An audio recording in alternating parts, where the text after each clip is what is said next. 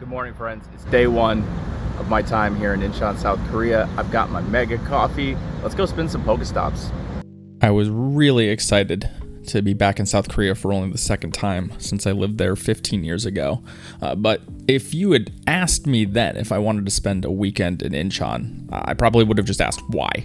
We just thought of Incheon as the place the airport was. But after spending a weekend there, I think I can actually answer that why question now. The city safari took place in the Songdo area of Incheon, where I spent most of my first morning exploring the residential areas near to the park. These areas are made up of blocks of massive apartment buildings, with common areas in between full of green spaces and playgrounds and other amenities the residents might want to use. The whole thing is highly engineered and planned, but it's undoubtedly a lovely place to raise a family, and it's a really good place to play Pokémon Go.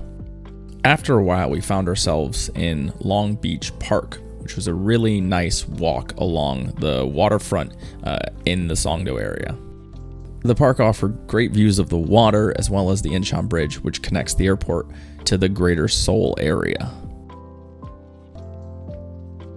At the end of the walk, I found this tiki-themed convenience store area. I grabbed myself my usual go-to convenience store stack, which is a triangle kimbap, or an onigiri if you want. I always go for the tuna mayo.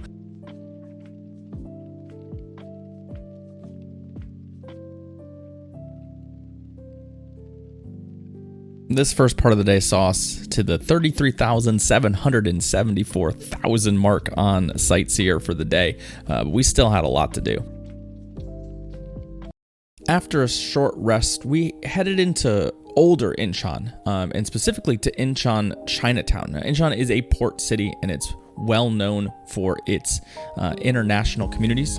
Incheon Chinatown is the only Chinatown in Korea. Now, I'm not gonna lie, I came to Chinatown for one thing and one thing specifically, and that is jjajangmyeon. Jjajangmyeon is a Chinese Korean dish. Much like in America, you would see sweet and sour chicken as something that doesn't get served in China, or is a version of that, but is very unique to the place.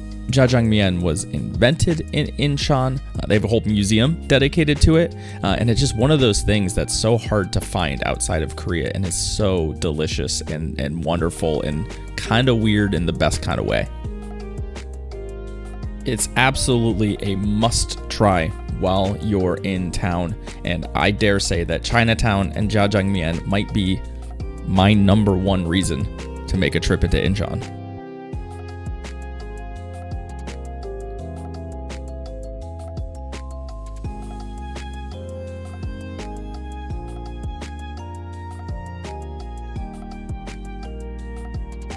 I do want to give a special thank you to the Incheon Tourism Organization, who was kind enough to sponsor this video. After lunch, the ITO gave us a tour of the area, including Wolmido, a kind of boardwalk area, seaside, lots of restaurants and seafood and cafes, and a really lovely walk.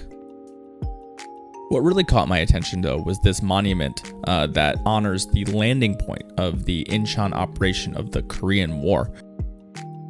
That was the middle of a Thursday while we were walking through Wolmido, and I'd really love to get back there on an evening. I think the area seems like it would be quite lively, but ultimately, it was a really nice walk.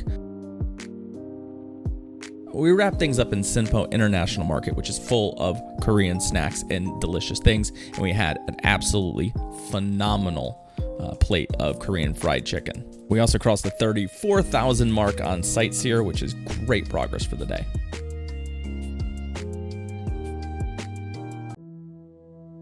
We started our second full day in Incheon with another cup of coffee. Coffee is kind of everywhere in South Korea, and this is coming from a Seattleite. It's gotten kind of out of hand, but I really enjoyed this black sugar latte from Compose Coffee. It was my favorite of the coffee chains. From there, we started making our way towards Songdo Central Park, which was the setting for the City Safari. It was a lovely area, very, very, very full of architecture and parks and open spaces, and we really enjoyed walking around that area and getting in. As we got closer to the park, this was Friday, so it was a little bit quiet in the park, which was actually kind of nice. We did get to explore and play the game and really just generally enjoy that. There was this honking Godzilla-like Pikachu that was just an absolute treat. But the whole park was really lovely. They had set up this absolutely fantastic battlers arena, and just generally, I enjoyed the day. For lunch, I wandered nearby and got myself an absolutely fantastic plate of kimchi bokkeumbap, which is kimchi fried rice, and we had a pretty good day overall.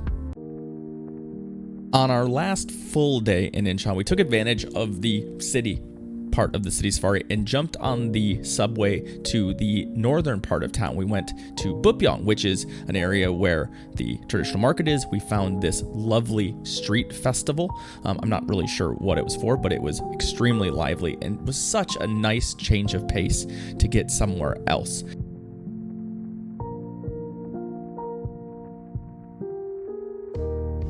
Korean traditional markets and food markets are kind of my happy place. Just wandering through the stalls, seeing the different vendors, seeing all of the different fresh and prepared foods. If you're hungry in South Korea, there is not really any reason to go anywhere other than the largest traditional market that you can get yourself to. And this one in Incheon is fantastic. It's a sprawling labyrinth of fantastic sights, sounds, and tastes. All right, walking through the market, I found myself one of my favorite Korean street food treats and a perfect breakfast. This is girenpang, which is it's a sweet, eggy bread. It was something that wasn't here when I used to live here, but I discovered last time I was here. It's absolutely just fantastic.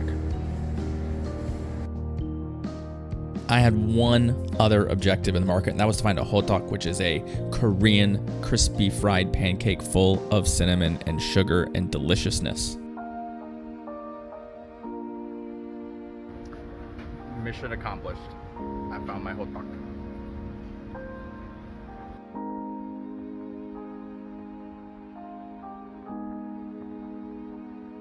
After the market, we strolled through Bupyeong Park, which was a massive urban park centered there. It had lovely open spaces. There were people camping. It had some interesting art and statues.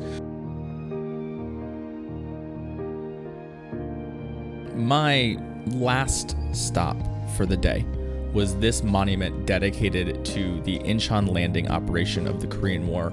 As I'd mentioned before, there was a massive, very important battle, a decisive battle of the Korean War that took place in Incheon. It's always interesting to go as an American to places where Americans have been involved in conflicts.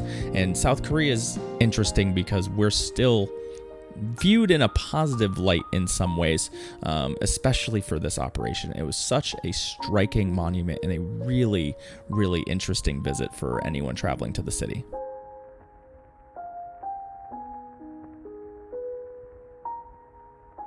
And that's it for Incheon. Worth a visit? I think so.